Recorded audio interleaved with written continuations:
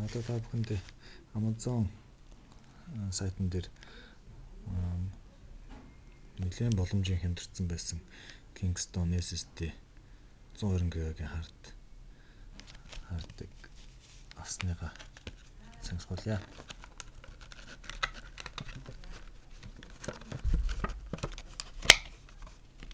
За SSD хард болохоор дөрвөлт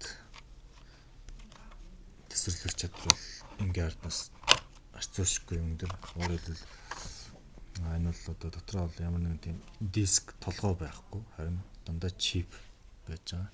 Энэ бол одоо дөрвөлт сэсрэлт эдрэг бол бүрэн даах чадвартай ийм хард байж байгаа. За мөн өшөө нэг давуу тал нь бол ингээ харднаас бол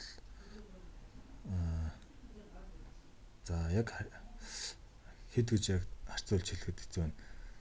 400 за энэ хардны үзүүлэлтэн дээр нь юу гэж хэлээ 550 илүү 450 мегабайт секунд хурдаар бичиж уншдаг байж байгаа. Ингийн харднаас бол одоо маш хурдтай гэсэн үг. За тэгэхээр энэ хардаар бол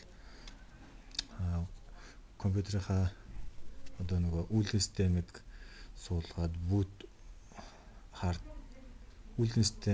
системийн хард диск болгож ашиглавал компьютерийн одоо хурд бол мэддэхүйц хурдан болдог байж байгаа.